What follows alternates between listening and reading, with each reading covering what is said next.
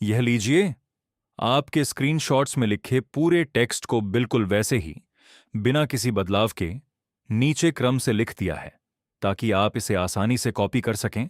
खैराही station, काल के साए सोनभद्र के जंगलों और पहाड़ियों के बीच बसा खैराही रेलवे स्टेशन, जो 1954 में बना था, आज दो हिस्सों में बटा हुआ है।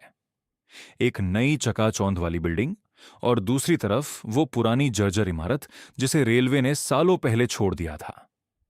ऊपर से देखने पर लगता है कि नई बिल्डिंग बढ़ते ट्रैफिक के लिए बनी है, पर सच तो ये है कि उस पुरानी बिल्डिंग को इंसानों ने नहीं बल्कि सायों ने खाली कराया था।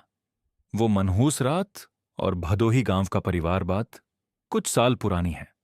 पास के भदोही गांव का एक परिवार रात की ट्रेन पकड़ने के लिए स्टेशन आ रहा था। समय कम था, इसलिए उन्होंने शॉर्टकट लेने के चक्कर में रेलवे ट्रैक पार करने की सोची। जैसे ही वे ट्रैक के बीच पहुंचे, छोटी बच्ची का पैर पटरी के बीच फंस गया। सामने से एक मालगाड़ी, गुड्स ट्रेन, अपनी पूरी रफ्तार से चीखती हुई आ रही थी। मां बाप उसे निकालने के लिए पागलों की तरह पटरी से जूझते रहे, पर किस्मत को कुछ और ही मंजूर था। लोहे के पहियों की गड़गड़ाहट के बीच पूरा परिवार वहीं खत्म हो गया। कहते हैं कि बच्ची की मां की आखिरी चीख आज भी उन हवाओं में कैद है।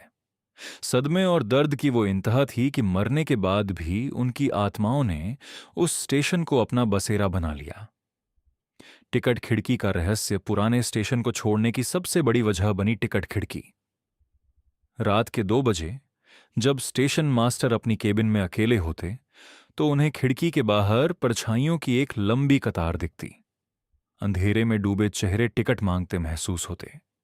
जब स्टेशन मास्टर ने यह बात ऊपर तक पहुंचाई और अपना तबादला करवाया, तब जाकर नई बिल्डिंग का फैसला लिया गया। ट्रैकमैन का खौफ, बंटी कुमार शुक्ला की आपबीती, आज भी खैराही में नाइट पेट्रोलिंग्स करना किसी सजा से कम नहीं है। सरकारी कर्मचारी इतने डरे हुए हैं कि अब रात की ड्यूटी के लिए प्राइवेट वर्कर्स का सहारा लिया जाता है। बहुत से कर्मचारी तो 2030 तक नौकरी छोड़ने की कसम खा चुके हैं। हाल ही में एक ट्रैकमैन, बंटी कुमार शुक्ला, रात की गश्त पर थे। पटरी पर चलते चलते उन्हें महसूस हुआ कि कोई उनके पीछे चल रहा है। जैसे ही उन्होंने मुड़कर टॉर्च जलाई, उन्हें एक काली साया, ब्लैक शैडो, दिखाई दी। वो कोई इंसान नहीं था, बस एक धुंधली सी आकृति थी जो हवा में तैर रही थी। बंटी वहीं बेहोश हो गए। अगली सुबह जब उनके साथियों ने उन्हें पाया, तो सबने समझा कि शायद नशे की वजह से गिरे होंगे, पर बंटी जानते थे कि उन्होंने क्या देखा था। उन्हें उन हवाओं में एक बच्ची के रोने की धीमी आवाज सुनाई दी थी, मम्मी, मेरा पैर फंस गया है। और उसके पीछे एक औरत के सिसकने की आवाज। आज का खैराही, अब वहां एक नया ट्रैक बन रहा है, वर्कलोड बढ़ रहा है, लेकिन डर उससे भी ज्यादा तेजी से फैल रहा है। जो कर्मचारी रिटायरमेंट के करीब हैं, वे बस दिन गिन रहे हैं कि कब इस मनहूस जगह से पीछा छूटे। क्योंकि खैराही में रात के वक्त आप अकेले नहीं होते, आपके साथ होती हैं वो रूहें जो आज भी अपनी अधूरी यात्रा पूरी करने का इंतजार कर रही हैं। खैराही स्टेशन का खौफ अब सिर्फ पुरानी कहानियों तक सीमित नहीं रहा, बल्कि हर गुजरती रात के साथ यह और भी गहरा होता जा रहा है।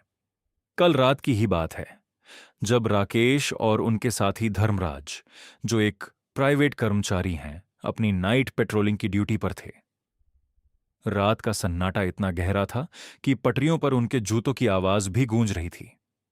जैसे ही वे पुराने स्टेशन के पास उस पुरानी सिंचाई वाले नाले के करीब पहुंचे, जो पटरियों के नीचे से पानी ले जाने के लिए बना है, माहौल अचानक भारी हो गया।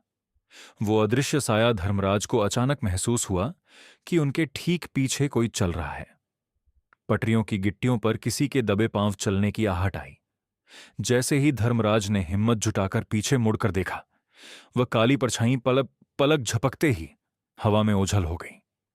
वहां कोई नहीं था, बस नाले के पास से आती एक अजीब सी ठंडी हवा की लहर थी। राकेश और धर्मराज के चेहरे डर से सफेद पड़ गए। उन्होंने तुरंत इस घटना की जानकारी ऊपर के अधिकारियों को दी।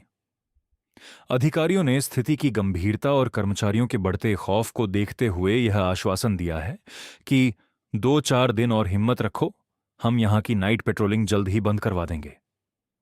दहशत का साया। अब सवाल यह उठता है कि क्या पेट्रोलिंग बंद करने से वो साया शांत हो जाएगा, या फिर वह नाला और पुरानी बिल्डिंग किसी ऐसी चीज का ठिकाना बन चुके हैं जो नहीं चाहती कि कोई उनके इलाके में रात को कदम रखे। कर्मचारियों के बीच अब बस एक ही चर्चा है, क्या 2030 तक कोई यहां टिक पाएगा, या फिर खैराही की ये रातें हमेशा के लिए काली परछाइयों के नाम हो जाएंगी।